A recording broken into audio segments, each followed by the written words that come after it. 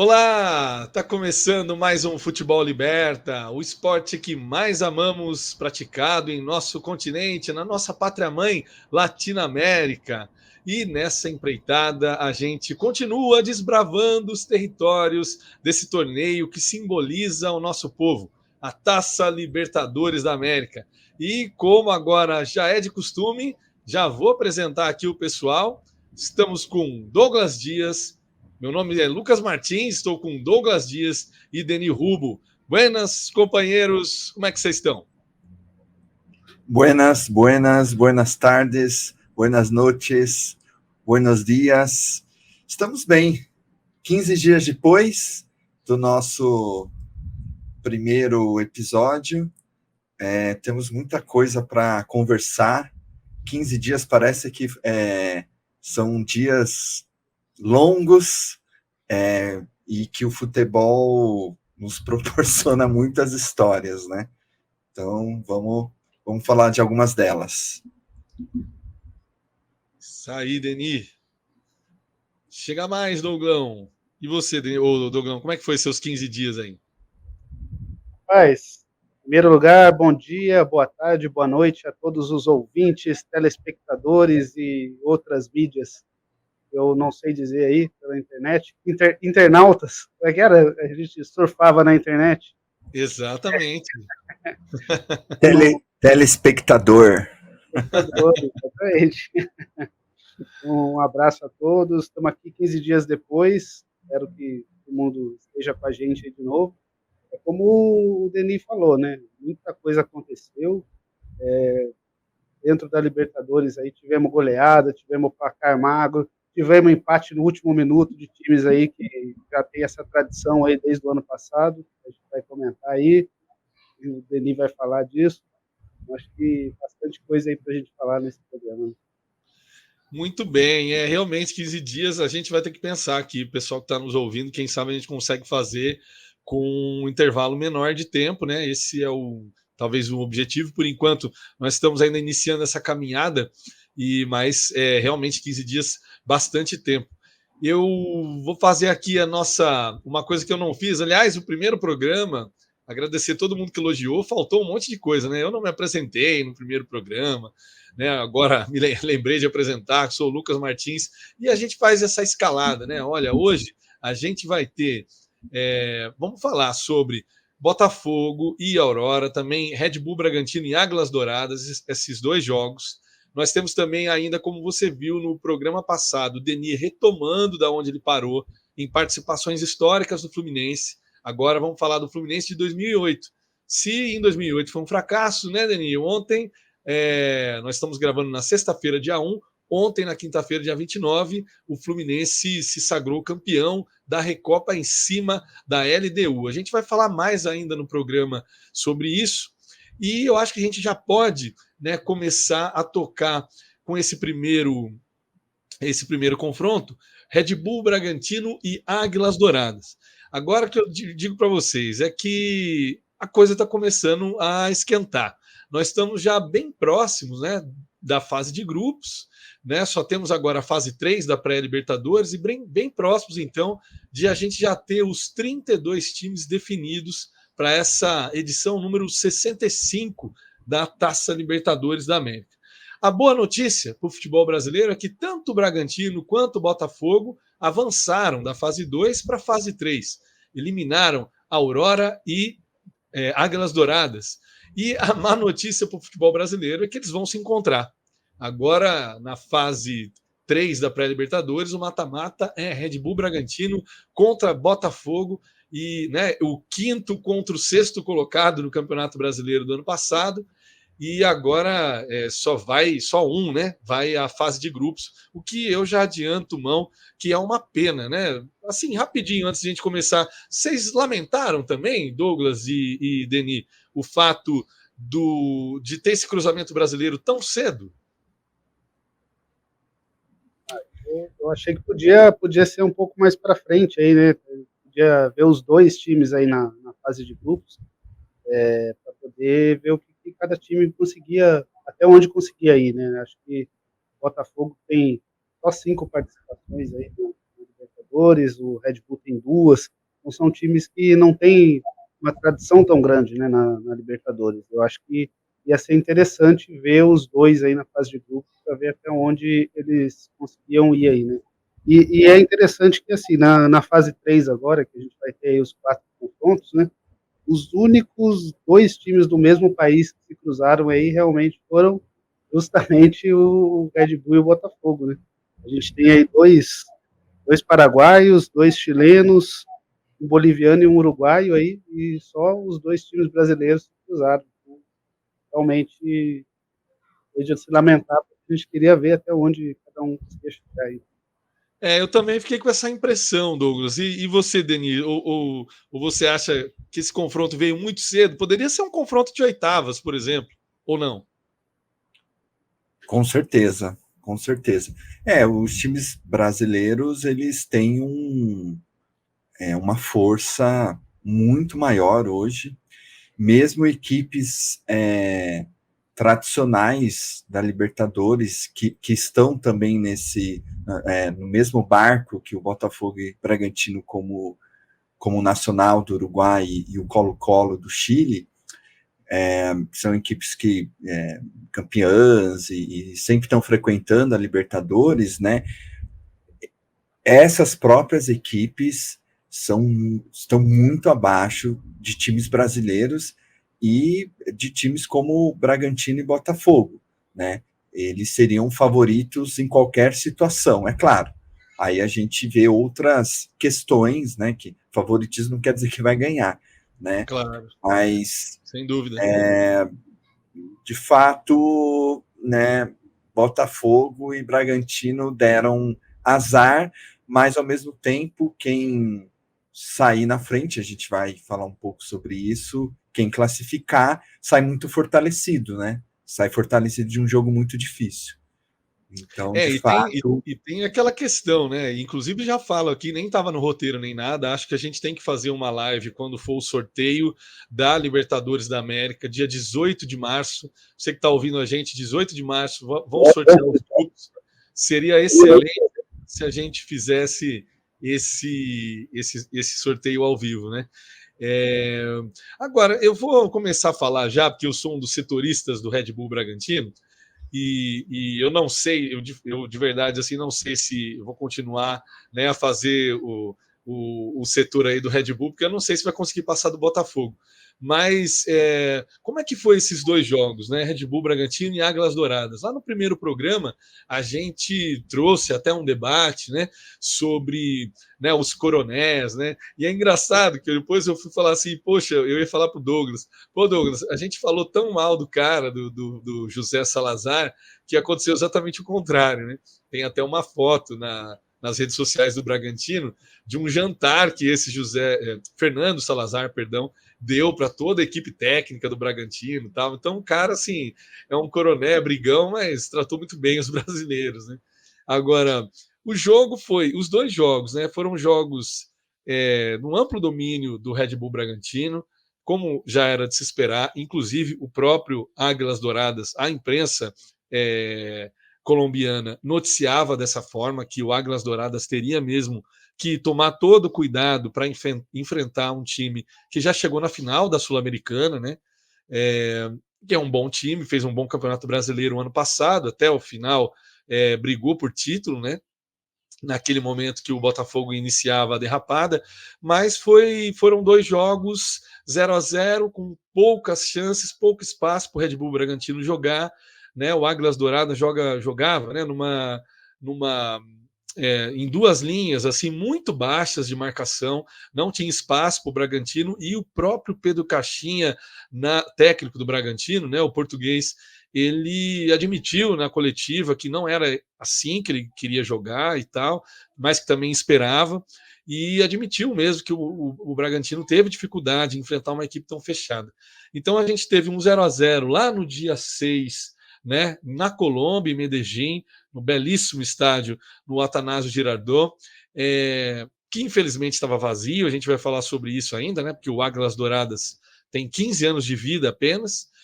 E na volta, lá no Nabizão, ou Nabizinho, né, não sei, na Abina Abichedid, em Bragança Paulista, outro 0-0, que colocou o Bragantino numa situação bem delicada, porque a Libertadores vocês sabem como é, né? A eficácia vale muito. E no final do jogo, ainda, por muito pouco, o Red Bull Bragantino não foi eliminado, numa bola que o Léo Ortiz, agora zagueiro do Flamengo, né, Douglas? O reforço aí para nossa. Acabei me confundindo aqui, apertei o botão errado aqui. O reforço aí para nossa zaga aí, né? O Léo Ortiz é um jogador. Excelente zagueiro, né? Excelente, cara. Além defensivamente, sai muito bem com a bola também. Né? E salvou o Red Bull com a bola em cima já estava passando ali do goleiro, entrando e salvou em cima da. E aí, exatamente, tirou ali de cima da linha. E assim, fazendo, né, dizer quem foi bem do Bragantino, né? Os jogadores que conseguiram criar algum espaço, né? Você tem o Elinho jogando pela direita, né? É um destaque do Bragantino esse ano, excelente jogador. Vitinho também foi bem, né? Tentando criar esse espaço que não existia, mas não teve jeito, foi 0-0. E aí nos pênaltis o Red Bull Bragantino teve que enfrentar um fantasma recente dele também, que é a decisão por pênaltis. Ele já tinha sido eliminado por pênaltis em 4 ocasiões antes dessa disputa contra o Águilas Dourada. Foi no Paulistão, foi na Taça lá do Interior, que também rola no Paulistão, na Copa do Brasil e também na Sul-Americana. Até foi um alívio para eles e, quem sabe, um alento para os palmeirenses, né, Denis? Uma hora a maré vira e aí você acaba vencendo alguma coisa nos pênaltis. Hoje o assunto não é Palmeiras, então vamos passar, vamos deixar para lá. E o que eu posso falar para vocês, cara, é que eu fiquei pensando, né?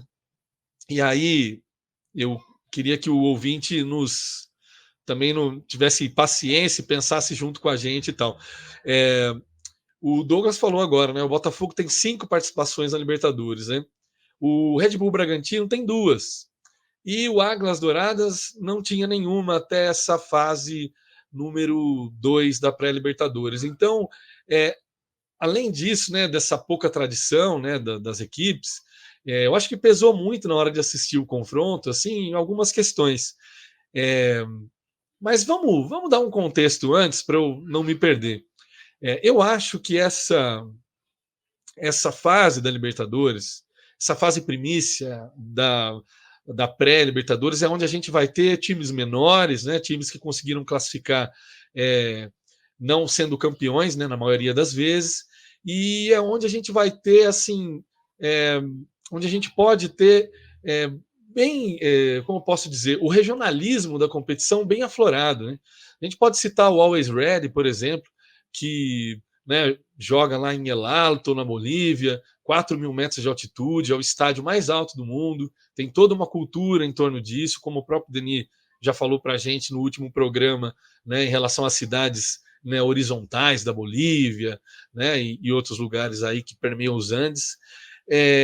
Nós temos o Godoy Cruz também, né, foi eliminado agora na fase 2, mas que é um time, né, de uma cidade pequena, Godoy Cruz, né, que fica na província de Mendoza, na Argentina, está lá longe de Buenos Aires. Inclusive, assim, a gente pode até falar do Palestino, né, do Clube Deportivo Palestino, que apesar de ser de Santiago, é um time que foi construído, né, pela comunidade migrante, comunidade árabe. Então, assim, a gente tem especificidades muito ricas, né? E eu imaginei falar hoje sobre um confronto, né, sobre um duelo entre o Botafogo da cultura caipira, né, entre o Red Bull Bragantino da cultura caipira, né, que é tão forte no interior de São Paulo, contra o Águilas Douradas, que é um representante da cultura paisa colombiana, né? Para quem não sabe, eu também tive que estudar para ir lá saber. Essa região da Antioquia, onde fica Rio Negro, ela é bem destacada culturalmente, tem uma junção assim, a formação do povo é muito interessante, né? Negros, indígenas, espanhóis bascos, que construíram essa região, que tem um sotaque diferente, uma dança diferente, culinária diferente. E aí você vai para o jogo, cara, você não vê nada disso. Eu fiquei pensando, cara, por que que não me tocou, né? Essa partida, né? E aí eu me toquei, né, de uma coisa. A gente só consegue aprender essa dimensão cultural que tem, né, que os times carregam, através da torcida, né? Através dos torcedores. Né? Eu acho um barato esse costume na Argentina, por exemplo, que você vai ver um jogo do River, você tem faixa assim de 1 milhão de províncias, né, que as pessoas foram para lá e levaram, né? Ou nome de bairros, né? E se não tem a torcida para contar, para trazer esse aspecto cultural para o gramado, ele não existe. O Atanásio Girardot estava totalmente vazio, né? A gente não viu nenhum torcedor do Águilas Douradas, deve ter lá uma meia dúzia, mas a câmera da, da, da, da transmissão não mostrava direito. E depois em Bragança também, para minha surpresa, também um público pequeno, né? Não sei se foi a questão do ingresso, se estava muito caro ou como que tem sido essa relação da torcida bragantina com o time dela. Poxa, estava na Libertadores, né? O debate que eu jogo aqui agora, e também para o ouvinte, para a gente refletir junto, é se o fato, por exemplo, do Águilas Douradas, uma equipe muito nova, né, sem torcida, sem tradição, e também o fato do Red Bull Bragantino, né, ter tido essa mudança que foi, né, foi uma mudança drástica com a chegada da empresa de energéticos, né, se isso bagunçou a identidade do time com a cidade, com a população, com, né, os populares. Será que isso acontece? Será que, por exemplo, né, o Botafogo também não corre o risco de acontecer isso com ele? A gente já vê algumas pessoas reclamando da maneira que inicia os jogos, porque o Textor trouxe muita coisa do show norte-americano, né, do futebol norte-americano, para dentro do futebol brasileiro, e não é a nossa cultura, né? Eu também não tenho opinião formada sobre isso, queria ouvir vocês, e a gente chegar rapidamente em algum denominador aí, ou em mais dúvidas, talvez, para tentar entender essa relação.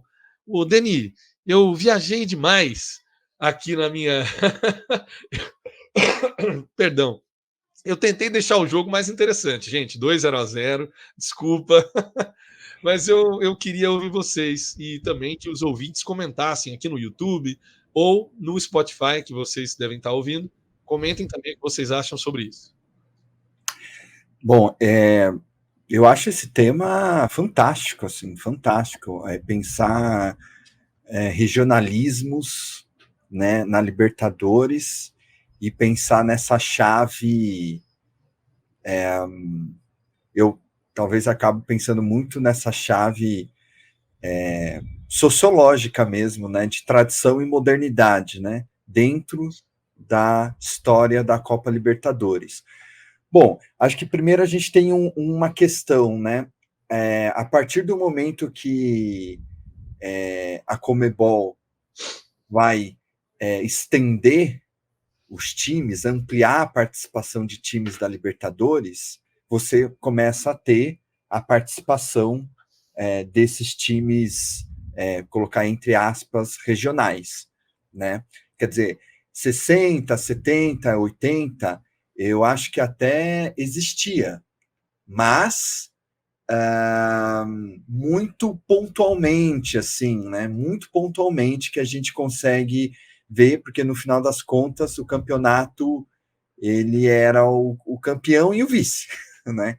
Que jogavam a Libertadores, né? Então, a partir do momento que a Conmebol começa a ampliar essa participação, e não só ampliar a participação, mas ampliar a participação criando uma pré-Libertadores, né?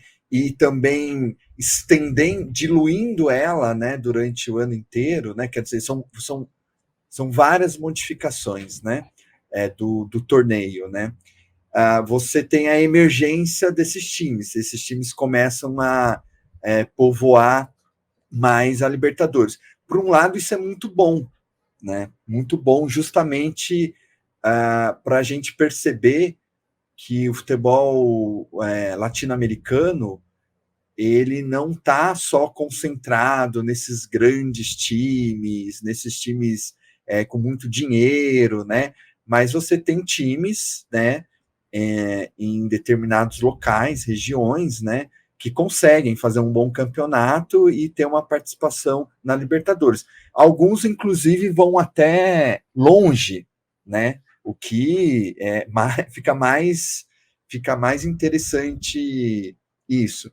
Mas, de fato, né, é muito triste ver o jogo do Bragantino com o Atanásio Girardot vazio, assim. É uma coisa, é uma perca de identidade do estádio, né? Eu sempre, quando vejo, ouvi, né, algum jogo no Atanásio Girardot, pensando aqui naquele Atlético Nacional do Borja, do Guerra, de 2016, que, assim, o estádio era abarrotado, assim, né? Quer dizer...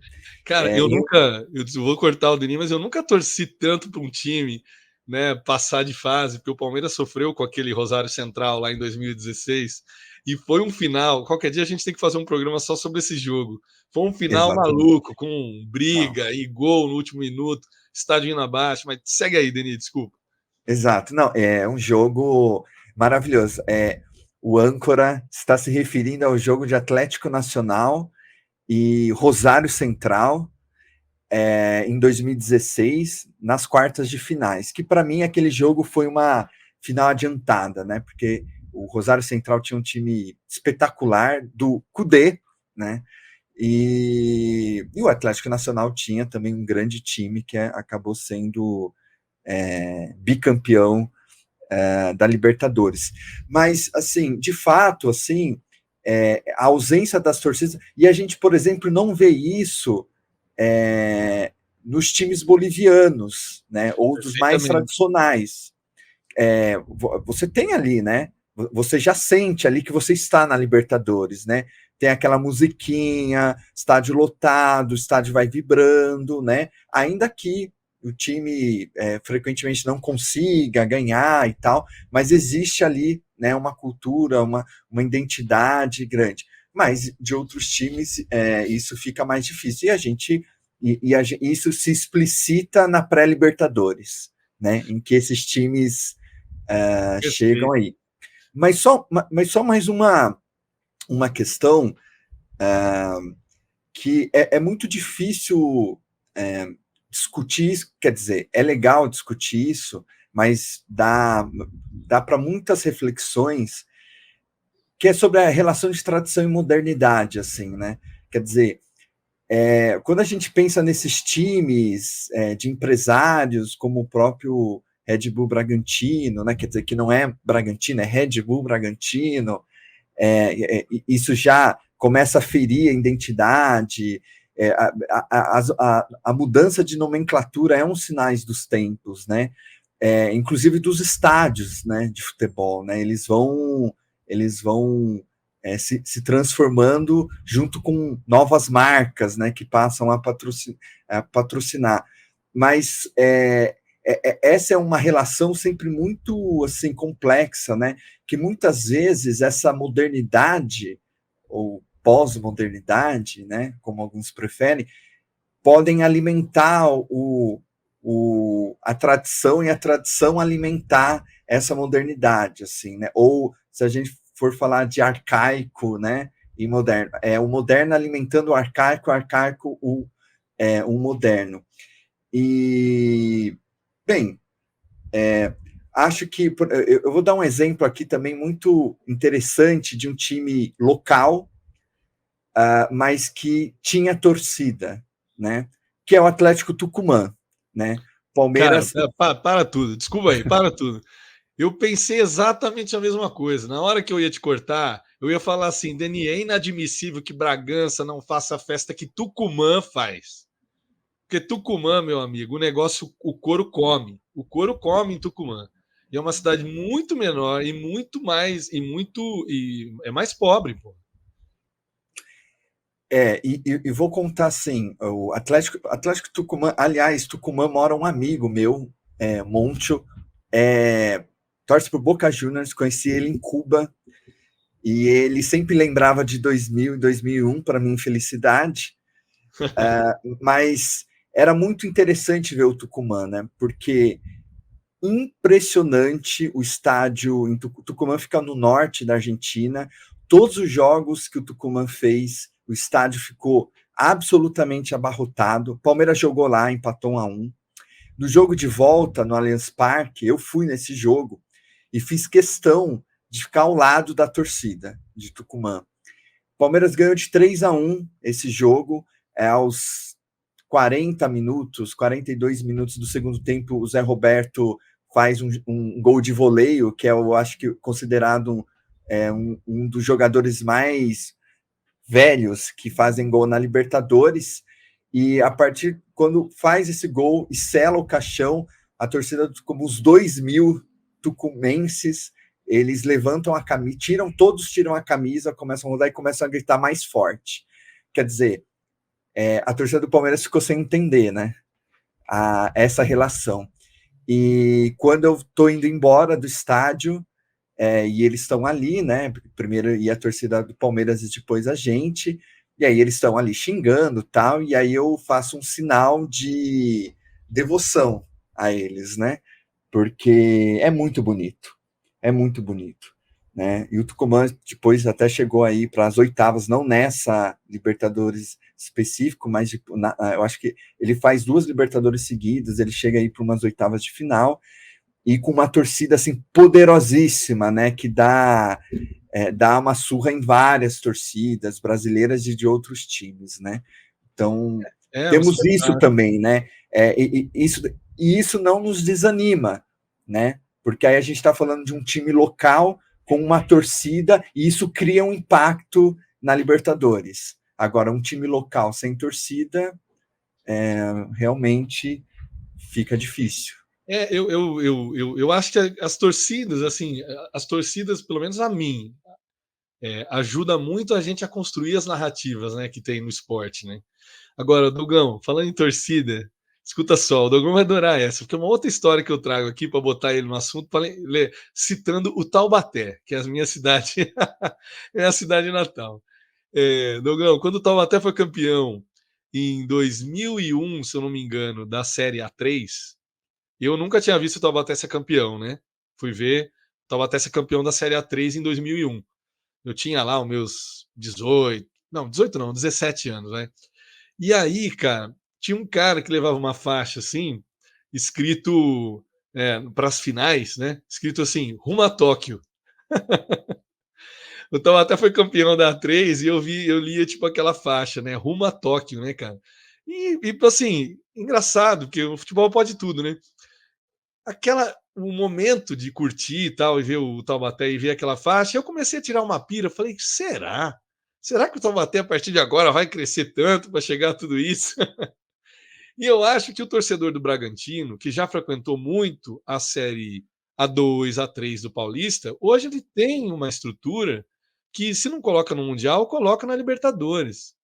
Mas cadê a paixão, Dougão? O que aconteceu? Em primeiro lugar, é interessante aí você ter falado do Taubaté, porque até comentei no último programa, né? Fiz uma brincadeira aí, que é só essa questão da rivalidade que existe aí entre o São José e o Taubaté aqui, mas eu gosto muito dos taubatianos, gosto muito de Taubaté, um abraço a todos que nos escutam. Obrigado. Foi só uma brincadeira mesmo aí, para provocar o meu amigo taubatiano âncora aí também, né?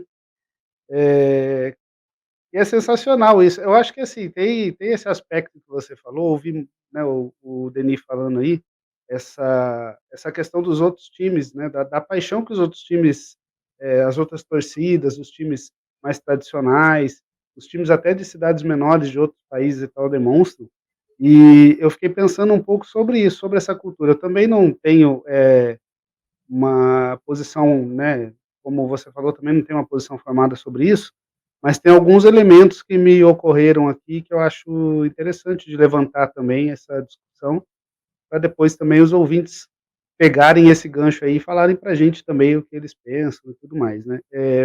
Eu acho que demonstra aí um certo afastamento, tanto da cultura caipira, quando você falou aí, quanto do time, né? No caso do Red Bull Bragantino, desculpa, no caso do Red Bull Bragantino, aí, por exemplo, eu acho que assim, da mesma forma que a gente cita, por exemplo, essa questão do John Textor trazer elementos que não são do futebol brasileiro para dentro ali, dessa coisa do show que é feito muitas vezes nos Estados Unidos, por exemplo, e tal, eu acho que da mesma forma existe esse sufocamento da cultura caipira aqui, assim, né?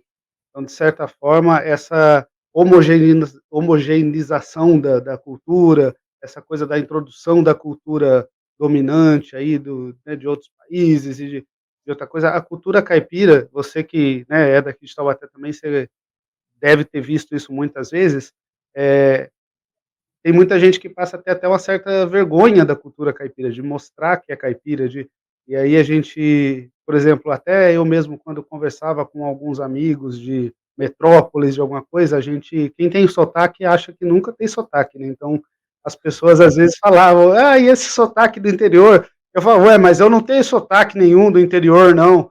Aquela coisa. Então, é, causa até uma certa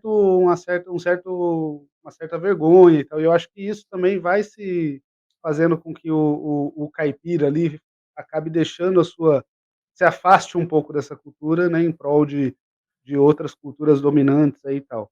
E eu acho que no time do Red Bull Bragantino, quando se fala disso, da questão de agora, por exemplo, ter estrutura para chegar numa competição mais tradicional, ou de ir mais longe, né? A gente vê a plaquinha lá, Red Bull rumo a Tóquio. Eu acho que, por outro lado, existe essa coisa do mercado, de que o afastamento do torcedor do time que ele viu ali, que ele acompanhou, que ele viu crescer, mas que passa por essa transformação pela lógica do mercado, né? Para uma coisa que a gente até comentou um pouco disso, da questão do futebol como produto ali mesmo, né? Então, a transformação do torcedor que quer, é como se ele estivesse pagando, comprando um produto e quer que aquele produto seja bom e tal. Eu acho que isso também acaba levando ali a um afastamento, né, de certa forma. Então, Também tem relação. não me estender muito aqui também, porque senão a gente Sem dúvida. Não, fica. isso dá muito pano para manga, e essas coisas assim dá muito pano para manga, sem dúvida nenhuma. Eu só assim, eu quero deixar então assim, a gente já vai falar agora de Botafogo e Aurora, mas eu queria deixar essa inquietação assim, porque não foi só porque foi 0-0, mas o jogo me parece que faltou um pouco de alma nesse confronto aí. E Nós voltaremos mais vezes sobre esse debate. isso, o Bragantino o pessoal de Bragança que me perdoe, mas faltou um pouquinho mesmo. Agora, bora lá, vamos falar do segundo confronto, que foi Botafogo e Aurora. Vou passar aqui a palavra para o Deni. Deni, que é o nosso setorista do Botafogo. Parece que tudo melhorou, né, Deni? O Botafogo ganhou de 6-0 da Aurora, passou e agora vai nadar de braçada até o final do ano. É isso aí mesmo? Pois é, âncora. Eu Na cortar verdade, Vai lá, Douglas. aí, eu confesso que mesmo depois que ali nos minutos finais, antes do juiz apitar, eu falei, rapaz, o Botafogo vai tomar 6 gols e No vai para. acréscimo. Eu achei, mas vou deixar o Denis contar essa história aí. na verdade, o Botafogo, muita coisa aconteceu com o Botafogo de 15 dias para cá, né? Então, teve aquela entrevista polêmica do Thiago Nunes dizendo que tinha jogador que estava pedindo para ele para não jogar porque não estava dando conta, né? E isso evidentemente que repercutiu mal, né? E isso também prova mais uma vez que o senhor Thiago Nunes é alguém muito difícil de gestão de pessoas, né? Não é a primeira vez que esse problema acontece com ele. O Botafogo demite ele, então parecia que tudo estava mais perdido do que já está com o Botafogo. Botafogo, no meio, nesse contexto, faz o primeiro jogo de ida e empata 1-1, toma o gol do Aurora no final, nos acréscimos. Tiquinho perde um pênalti. O Botafogo não joga bem. Inclusive, eu diria até que o Aurora, apesar do segundo do placar de 6-0 no segundo jogo, eu acho que o Aurora atrapalhou mais o Botafogo do que o Águilas atrapalhou o Bragantino, porque o Bragantino foi absoluto nos jogos e, quer dizer, só de fato eles chegaram uma vez, quase fizeram um gol, eliminaram o Bragantino, mas o Bragantino perdeu muitos gols, etc. Mas o Botafogo jogou essa semana no Maracanã e ganhou de 6-0, ganhou muito bem, todos jogaram bem, e ponto, né? E ponto. A regra de Dom Abel Ferreira deveria ser colocada no Botafogo das 24 horas. Eu acho que nem 24 horas, né? 12 horas, né? É bom ganhar, goleada, mas é só, né? Não tem muito o que dizer, porque se perde, e a gente depois vai falar, se é desclassificado pelo Bragantino, é a mesma coisa, né? A mesma volta a tudo. Então, mais ou menos esse foi o Botafogo era favorito, absolutamente favorito, né? Existia a questão ali na Bolívia, como que ia ser, não foi bem, não jogou bem, de fato não jogou bem, e ali com a sua torcida, o Botafogo passou muito, muito facilmente, com aquele... o Botafogo deste ano é o Botafogo do ano passado, do jeito que ele joga, muito, muito, muito vertical, né? Muito rápido, né? O problema é que o Botafogo é um jogo que desgasta muito fisicamente os jogadores, né? E ali, segundo tempo, começa a pilha começa a falhar. Com a Aurora, funciona, evidentemente. Agora, times melhores, né? E o Botafogo vai ter mais dificuldade. Não, sem dúvida, Denis. Eu nem vou comentar muito sobre o jogo e tal, acho que você resumiu muito bem. Agora, o que eu queria trazer aqui, até como nessa função de âncora, é perguntar se vocês viram a declaração do Textor hoje, que ele está num evento em Londres, né? E ele disse assim: precisamos criar uma nova Liga Mundial de clubes. E o Botafogo vai estar nela. A gente vai vir aqui para a Europa para jogar contra os melhores. Aí, na hora, sim, cara, me deu uma sacada. Falei, poxa, eu preciso mandar lá no grupo, né, do futebol, lá do WhatsApp. Aí eu pensei assim, mandei a matéria e escrevi embaixo. Pessoal, a gente precisa avisar o Textor que para jogar o Mundial primeiro tem que ganhar a Libertadores. Ou tô falando mentira, Dogão? Não, é exatamente isso. E eu vi essa declaração um pouco antes também de entrar aqui para a gravação do programa. E falei, rapaz, é uma empolgação também com as coisas, porque é isso, ele falou, não, a gente quer essa Liga Mundial para o Botafogo e poder jogar, porque o Botafogo quer jogar com os melhores. Eu falei, rapaz, mas o ano passado não ganhou nem o brasileiro lá, deixou escapar o brasileiro que estava na mão e quer vir jogar aqui na Europa com o Manchester City, do Guardiola, vai ser uma sacolada. Mas, enfim, sobre o jogo, eu acho que o Denis já falou tudo. O primeiro jogo, eu achei que, inclusive, o 1-1 lá saiu barato. Eu achei que o Aurora teve condições de levar um placar melhor, né, para o segundo jogo. Chegou a marcar um gol que foi anulado depois, né, por uma falta ali, enfim. E eu achei que... Mas aí depois também eu achei que no segundo jogo ficou mais clara também a diferença técnica ali também, né? O Aurora também a gente já tinha comentado que era um adversário mais modesto ali, né? E eu achei que realmente essa vitória do Botafogo veio para dar uma amenizada na situação ali, para espantar um pouco esse fantasma que vinha desde o ano passado ali. Mas diga, âncora. Mas aí que tá. Não, é isso aí que tá, Douglas. Eu acho que assim, eu acho que ficou. O Denis, ele vai falar aqui uma, uma analogia que ele teve, que ele falou, que eu acho espetacular. Assim, eu acho que o Botafogo, ele tá. Não só o Botafogo, mas os torcedores, até os setoristas, a imprensa, estão com uma ânsia tão grande de deixar 2023 para trás, né? Que assim, que algumas coisas têm que ser lembradas. O próprio botafoguense fala: poxa, mas o nosso objetivo não era passar pelo Aurora. Nosso objetivo é classificar para a fase de grupos. Então, legal, porra, goleada, passamos, né? Pô, mas se cair fora agora contra o Bragantino, meu amigo, não adiantou nada. Não adiantou nada. Então tem que ser muito pé no chão, um pouco do que o Denis. Peço que você fale, Denis, a sua receita para o tratamento de ansiedade do Botafogo. Pessoal, escuta aí.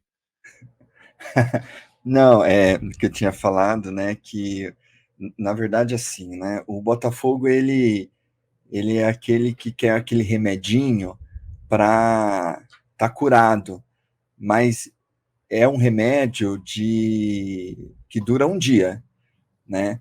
E só que ele acha que ele está curado de tudo e ele tem que fazer terapia, né? Para fazer para o fantasma. Ele não afastou o fantasma no jogo contra o Aurora. O fantasma está escondido ali.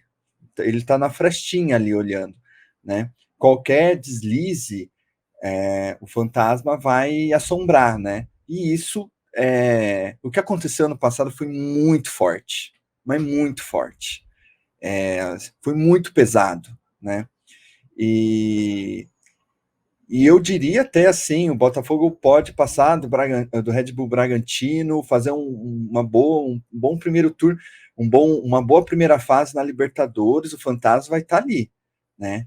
E aí eu acho que o Botafogo precisa fazer essa terapia, e isso, assim, o Dexter só atrapalha, né? Dizendo essas coisas, né? Porque eu entendo que existe um resgate da autoestima do botafoguense, né? E eu acho isso importante, porque o Botafogo é um time importante, vai ser sempre importante, na verdade, mas se faz esse resgate da autoestima, né, daquele botafoguense desconfiado, com muita ilusão, né? E com negociata, né? O, o, o Botafogo é um objeto econômico para o Dexter, não é um objeto de paixão, né? Então o torcedor tem que ficar muito atento com esse tipo de discurso, né? Com esse tipo de populismo, para que não, né? Para que tenha paixão ali, mas de uma maneira mais realista, assim.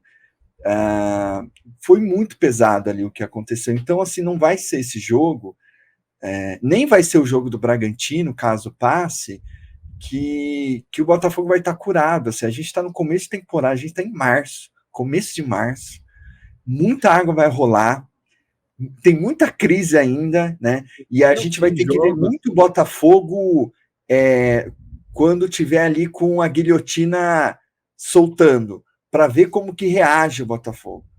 Em 2023, o Botafogo reagiu da pior maneira possível, e que faz com que o torcedor não tenha confiança nenhuma quando se criar uma possibilidade, uma possibilidade dessa num determinado jogo. Então, é assim, muita calma, é pré-Libertadores, não está em oitavo. Quando a gente chegar ali em julho, agosto, quando o bicho começa a pegar de verdade, aí a gente começa. Aí talvez essa terapia possa começar a fazer efeito. Para mim, o Botafogo até pode se curar de 2023 sem ganhar títulos. Acho que isso é possível. É possível fazer essa discussão, inclusive. Mas não assim, né? Assim, ganhou do Aurora 12 horas e pensar agora no Bragantino, que vai ser um jogo muito difícil. Sem dúvida. Vamos falar já. Ou fala, Douglas. Duas coisinhas antes aí, né? Uma, primeiro, essa declaração do texto aí é a versão Real Madrid pode esperar do Botafogo, né? Acaba trazendo aí mesmo. um problema maior do que resolve. E eu acho que o que o Denis fala é muito importante, da gente ter essa devida proporção, até porque, assim, se por um lado passou do Aurora, 6-0 tal. No Carioca, tá mais uma vez correndo o risco de ficar de fora Não, das semifinais, né? o Então, difícil é classificar, né, Douglas? Você foi até legal agora, provavelmente está isso fora já. é bacana com os botafoguenses que são chineses. É virtualmente desclassificado já, né? Exatamente. É isso.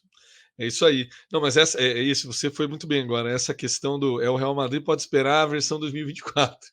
Agora, vamos seguir aqui, tentar, assim, ninguém aqui tem bola de cristal nem nada, mas vamos começar a analisar esses confrontos que se desenharam, antes do Denis daqui a pouquinho trazer para a gente a campanha de 2008 do Fluminense campeão ontem, dinizismo voltando com tudo, levantando taça. O Denis vai falar mais para a gente ainda disso tudo, mas dando uma olhadinha no que se desenhou, vamos falar primeiro de Botafogo e Bragantino. A gente já falou da situação dos times. Agora eu queria que vocês falassem sobre como que, sei lá, o que vocês pensam que vai sair daí. Não precisa dar palpite se não quiser, mas como que vocês imaginam esses jogos? Ida e volta. Ida no Rio, saiu hoje, né? Não o sorteio, mas o informe da Comebol. A ida no Rio, dia 6 de março, e a volta em Bragança no dia 13.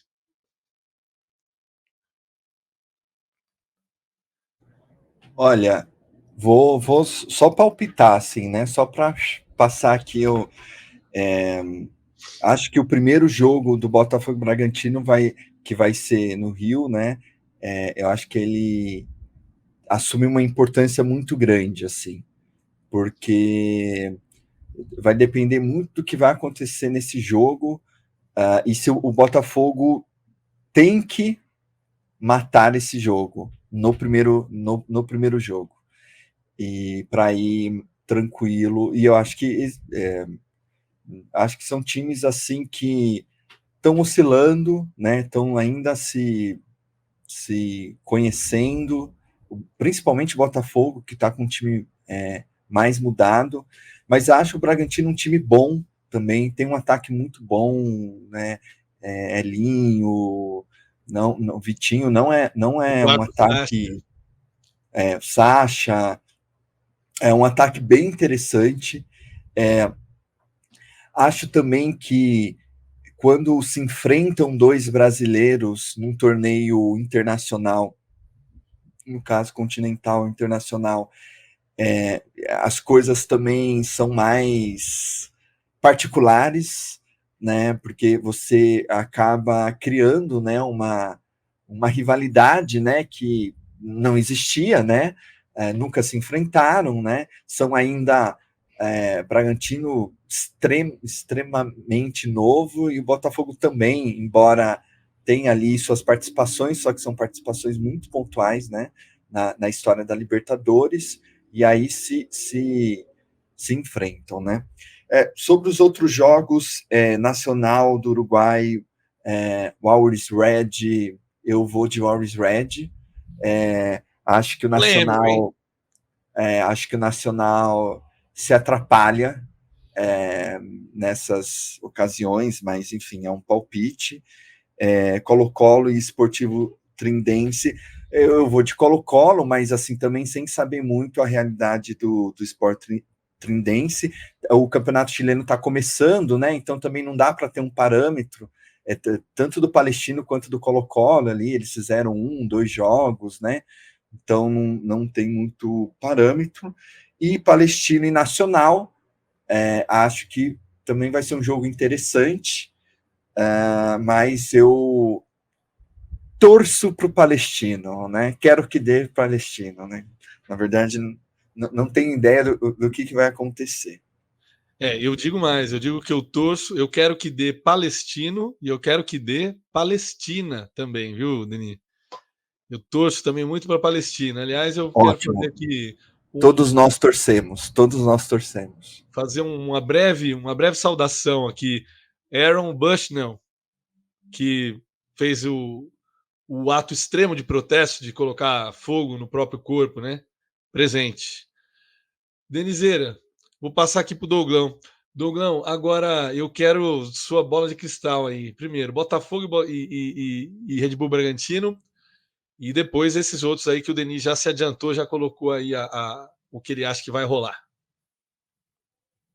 Então, rapaz, eu confesso que eu acho que nessa disputa Botafogo e Red Bull Bragantino, eu acho que o Botafogo ainda é favorito, apesar de todas as. Mas rapaz, é difícil, porque antes do programa aqui eu estava dizendo que achava que passava o Botafogo, mas também colocando aí em perspectiva a questão da Aurora, já estou meio balançado de novo aqui, já não. Eu vou achar, eu acho que o Botafogo vai passar, mas vão ser dois jogos bem interessantes, eu acho. Acho que o Denis falou bem, acho que o primeiro jogo no Engenhão vai ser muito importante para a gente ver o que vai ser aí na sequência da disputa, né? Eu acho que o Botafogo passa, mas acho que não sem dificuldades, não sem dificuldades. O Denis falou nos bastidores que para ele vai ser nos pênaltis. Vai ser Eu pênalti. acho muito possível, acho É muito possível. possível. E aí, se vai para os pênaltis, é complicado, porque ó, o Tiquinho tem 66%, erra um a cada três, véio, então fica mais difícil. Ver os outros jogos aqui. Cara, eu acho que fui o único que achei que o Nacional passa aí pelo Always Red.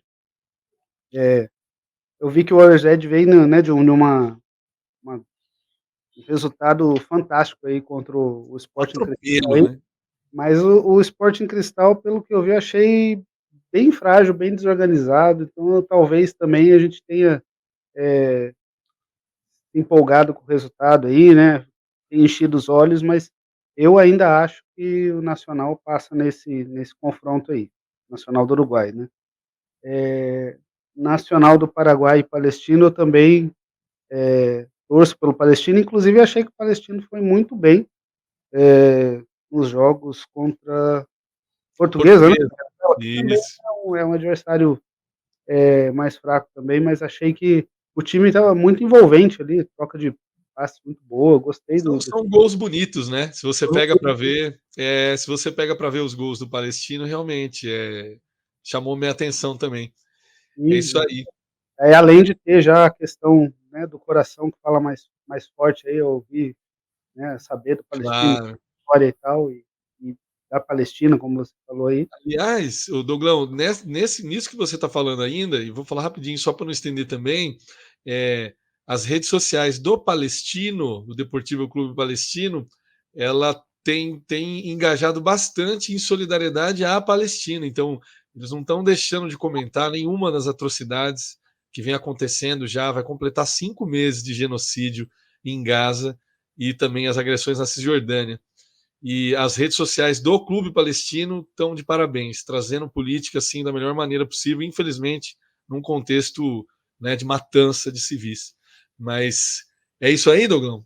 Não, é isso. Eu acho Fechou? importantíssimo isso até para a gente poder furar essa questão da grande imprensa que muitas vezes esconde tudo isso, né? Não mostra o que realmente acontece. Você vê as matérias ali com um viés pró-Israel que não dá para entender, assim, né? A gente vê que o Nós temos genocídio é em segundo plano e a gente tem que usar mesmo essas mídias alternativas aí para mostrar o que está acontecendo ali. Né? um lobby muito forte, né? Ó, os meus palpites aqui é o seguinte: eu vou de Palestino Só também. faltou Faltou, o Esportivo faltou Trinidense. Colo-Colo. Vai lá aí, Douglas. Desculpa, Acho que faltou passou Colo-Colo e Paulo, Trinense. o Esportivo Trinidense também, os jogos eu não vi nada muito que, né, que desse ali rapaz, me fugiu a palavra. Não vi nada que capacitasse ali o time para passar. Acho que o Colo-Colo passa. Perfeito. O Colo-Colo ele tem toda a condição de passar. O jogador que você amava do Flamengo, lá, Arthur Vidal, está jogando lá no Colo-Colo, voltou para casa dele.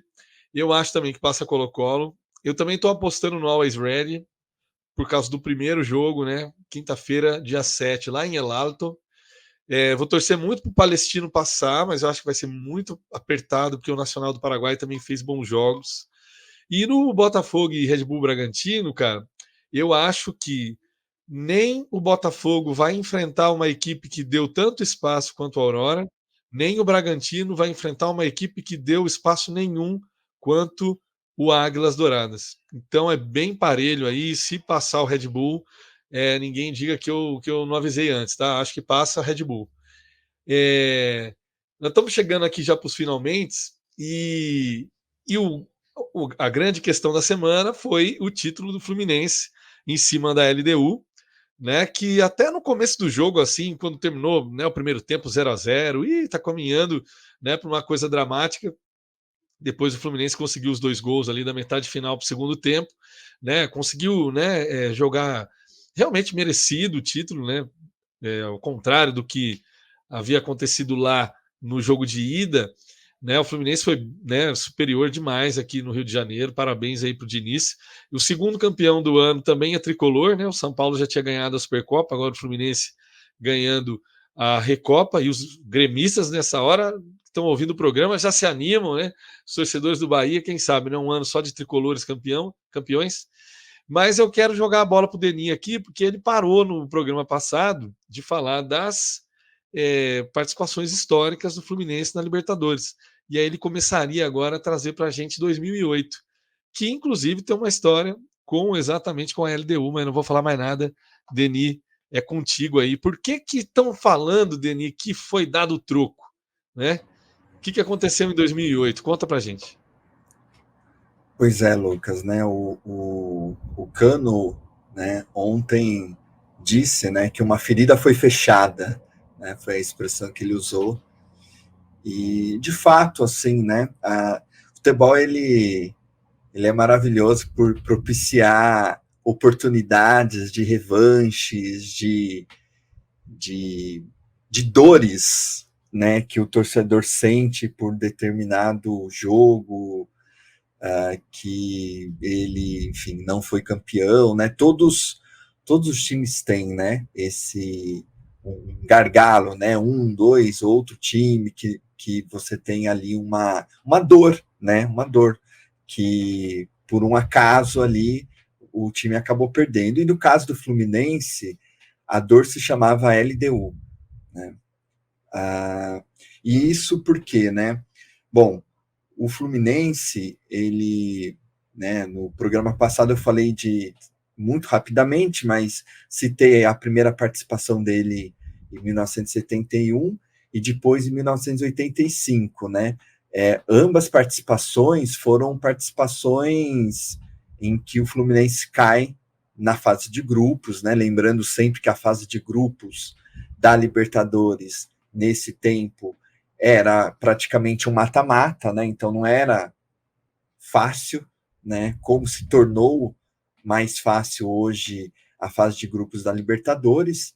E em 2008 o Fluminense retorna à Libertadores pela terceira vez, como campeão da Copa do Brasil, e ele tem uma trajetória épica, assim, nessa Libertadores.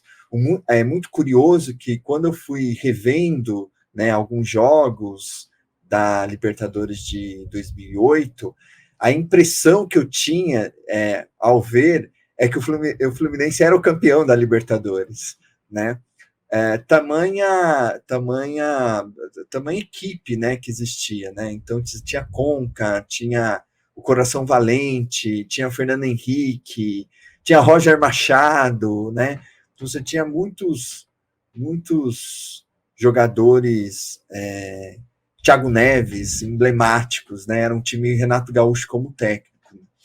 E, bom, todo mundo sabe um pouco dessa história. Fluminense chegou à final da Libertadores, mas para isso, né, ele teve que remar, né, e remou bastante. Curiosamente, e aí também para começar essa história com a LDU, né, o começo dessa história da LDU se dá na primeira fase, em que ele joga contra a LDU 2 vezes, né? Geralmente são jogos esquecidos, né, os da primeira fase, né, mas o Fluminense ganha um jogo e empata outro, né? Se classifica em primeiro e a LDU se classifica em segundo, né? Nem imaginavam que eles iriam se encontrar na final, né, naquele ano. E o Fluminense, acho que o que faz ser épico a Libertadores do Fluminense são os mata-matas, né? E por isso que a gente vai falar aqui, sempre insistir, né, que como meu pai dizia, né, a Libertadores começa de verdade no mata-mata, né? porque aí você tem, de fato, jogos muito difíceis, muito complicados, com times muito fortes, né? O primeiro time que o Fluminense pega nas oitavas de final é o Atlético Nacional, né? Ele vence em Atanásio, girador lotado, é preciso lembrar, e vence no Maracanã, né? Então são 2 vitórias, se não me engano, no Atanásio ele vira um jogo, né? Quer dizer, para um time ali que estava chegando, né? Estava mostrando suas credenciais, né? E tem muitos gols, né? Se vocês conseguirem ver no YouTube, né? É legal de rever esses jogos, né? Muitos gols de bola paradas, né? Porque se tinha Conca, se tinha Thiago Neves, né? Então você tinha um repertório ali, né? Muito grande, assim, para fazer gols de falta e gols de bola parada, né? E nas quartas de finais, nosso amigo, aliás, Marcelo Bezerra, né, não está hoje aqui com a gente, mas no próximo programa estará, não está por uma questão maior, mas e tenho certeza que o Bezerra deve se lembrar bem desse jogo, o Fluminense pega o todo-poderoso São Paulo, né, em 2007, ali tricampeão, sabe, ganhando tudo, né? O São Paulo ganha de 1-0, gol do Adriano Imperador, né? Então, Adriano Imperador tem uma história na Libertadores também, isso é muito, muito legal. São Paulo muito difícil, né? Um time dificílimo, Rogério Ceni, muito bem ambientado, né? Na Libertadores, né? E o Maracanã, no jogo de volta, o Fluminense começa a ganhar de 1-0. O Adriano Imperador empata o jogo. Lembramos que nessa época o gol fora valia, né? Valia mais. E o Fluminense precisava fazer 2 gols, né? Faz o gol de 2-1 e aos 40 e tantos minutos o Fluminense faz 3-1 com o coração valente e vai para a semifinal, né? Então é um jogo muito emblemático. Ele está eliminando o São Paulo, né? Que tinha uma força absurda, né? E ele vai jogar nada mais, nada menos com o Boca Juniors, né? Quer dizer, o Boca do Riquelme, o Boca do Palácios, né? Aquele Boca que traumatizou tantos brasileiros entre 2000 e 2007, né?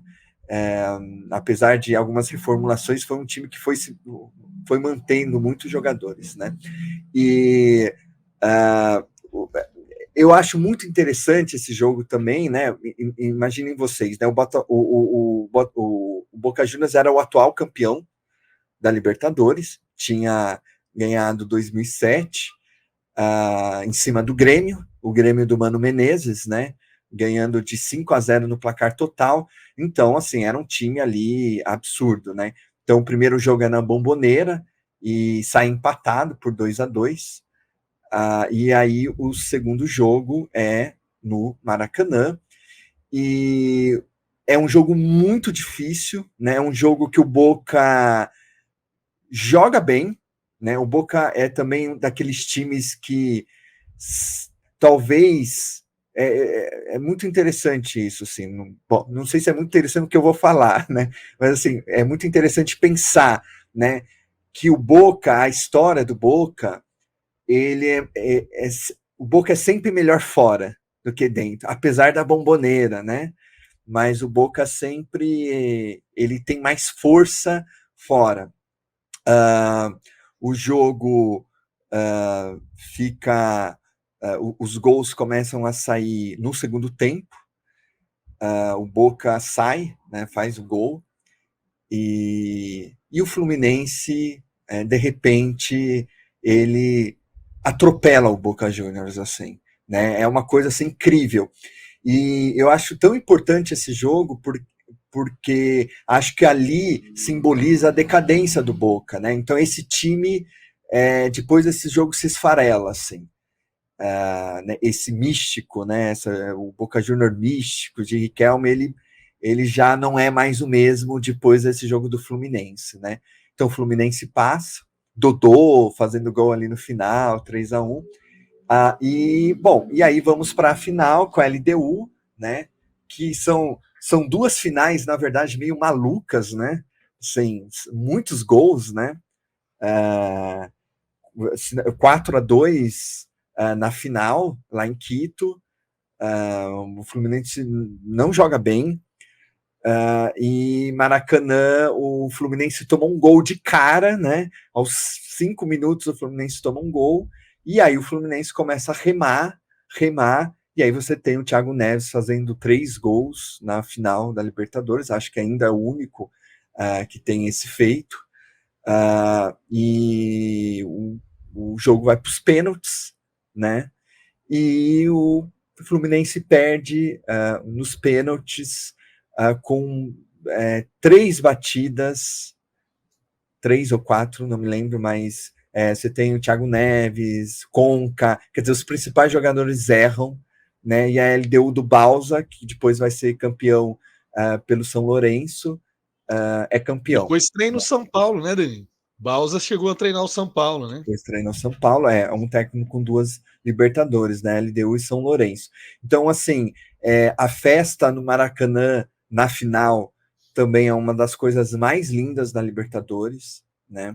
Mas é um maracanaço, né? A gente é mais um capítulo de maracanaços, e isso doeu muito no torcedor, assim, né? O torcedor, eu entendo, ontem é preciso ser muito insensível também para você dizer que mas é sul-americana e não é Libertadores. Claro que não é a mesma coisa, né? Claro que não é a mesma coisa.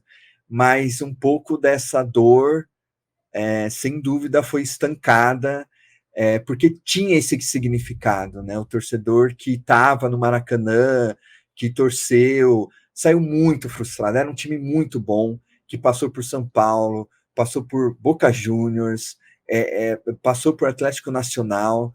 Era um time realmente brilhante, né? Um dia até perguntaram para o Renato Gaúcho, né? Você acha que merece o título o Grêmio de 2017 ou o Fluminense de 2008? Aí o Renato até assim falou, não, os dois merecem, né? O Fluminense merecia demais, né? Mas são essas coisas do futebol, né? No ano seguinte, o Fluminense perde a Recopa para para a LDU, e aí eles se reencontram agora. Então isso dá um sabor especial, né? Não é uma vitória qualquer, né? Dá um sabor especial para o torcedor do Fluminense, e ele merece comemorar, chorar e se sentir menos dolorido daquela dor de 2007 na final da Libertadores. Maravilha, Deni, maravilha. Eu adoro ouvir você assim narrando os jogos. Você foi me jogando por um tempo que eu estava começando na faculdade de jornalismo, e eu lembro que esse jogo, principalmente o jogo contra o São Paulo, do Fluminense, eu lembro muito bem. Aliás, se o Bruno Trevisano, que morava comigo nessa época, ouviu o programa, ele vai lembrar que eu estudava à noite e tal, e ele estudava de manhã, estudava engenharia, mas eu, sei lá, se eu matei aula, alguma coisa, estava vendo o jogo em casa, o São Paulo classificando. Na hora que ele abriu a porta, assim, entrou em casa, assim e tal, o Coração Valente fez o 3-1. Aí ele falou assim: puta, agora que eu cheguei, o São Paulo tomou um gol. Eu falei: agora que você chegou, o São Paulo vai ser eliminado. E ele ficou mal e tal. Coisas de quem estuda à noite. Aliás, que estuda e dá aula à noite, né? O caso do Denis mesmo, que dá aula aí na universidade. O Denis, não sei se já chegou a se apresentar, falar onde ele dá aula, mas para quem trabalha à noite na quarta-feira, o bicho pega, né, Denis? Exatamente, né? Eu não tento sempre não pegar aula de quarta, né? Para garantir a audiência da Libertadores. Você não tem esse perigo, não, né, Dogão? Não. Eu não tenho Maravilha. Trabalhar em horário comercial é ótimo, né? É a melhor coisa. Eu vou aproveitar essa deixa aqui, a gente vai encerrando. Acho que é isso, né, pessoal? Conseguimos falar bastante coisa de novo. Vamos encerrar um pouquinho mais cedo hoje, mas ainda dá para melhorar. Estamos aqui com mais de 1 hora já de programa, mas vamos reforçar algumas coisas, né? Que essa iniciativa só está no começo, estamos no nosso primeiro episódio, né? O primeiro mesmo era nosso episódio piloto, e a gente depende de vocês para que ela continue, né? Curtam, compartilhe, procura a gente lá no Spotify, Futebol Liberta, ou no YouTube, @Futebol Liberta, e também no Instagram, @Futebol Liberta. Sigam, comentem, né? E deixe lá também sugestões. Por exemplo, o Denis trouxe o Fluminense, né, campeão desse ano da Recopa e o ano passado da Libertadores, mas a ideia é a gente fazer mais vezes esse programa de resgate histórico. Eu vou deixando aqui, então, um abraço para o Denis e para o Douglão e abro o microfone para vocês darem um até logo ao nosso público maravilhoso. Eu queria só agradecer mais uma vez aí todo mundo que está ouvindo, agradecer aí o âncora, Denis. Sempre um prazer estar aqui com vocês. Aprendi mais um pouco hoje com o Denis. Denis falando, eu ia dizer que o Denis dá aula, mas ele já dá aula mesmo. Então, ia ficar um pouco. É exatamente o que ele faz, é isso aí. Exatamente. Dá aula em sala e dá aula aqui no programa também. Então, é isso, gente. Sigam nossas redes, sigam aí no Spotify, no YouTube, mandem sugestões, mandem críticas construtivas. Só para descascar a gente não precisa não, né? E é isso. Estamos só começando. A gente pretende ir muito longe aí, contando com vocês sempre. É isso aí, Denis. Um abraço. Um abraço, libertinos, libertários. Curtam, nos sigam, compartilha aí com seu amigo que gosta de futebol. Fala que tem um novo programa que só vai falar sobre Libertadores, sobre América Latina, que a ideia é a gente aqui viajar um pouco, né, sem muito tatiquez, né, mas longe também de saber da importância, né, dessa dimensão, e que temos aqui aí mendigos do futebol, como diria Eduardo Galeano. Perfeito. Depois dessa aí a gente encerra. Perfeita aí a citação do Denis. A gente só quer um pouco de arte, né? Pessoal, vamos ficando aqui então. Essa foi a nosso primeiro episódio do Futebol Liberta e a gente tem um novo encontro daqui a 15 dias. Como eu vou começar a dizer sempre agora, se o futebol liberta, se a pátria é livre, é porque o futebol liberta e nós temos esse encontro sempre de 15 em 15 dias. Agora, daqui a 15 dias, a gente até já vai saber quem passou, Bragantino ou Botafogo. Um beijo, um abraço a todos vocês e até a próxima.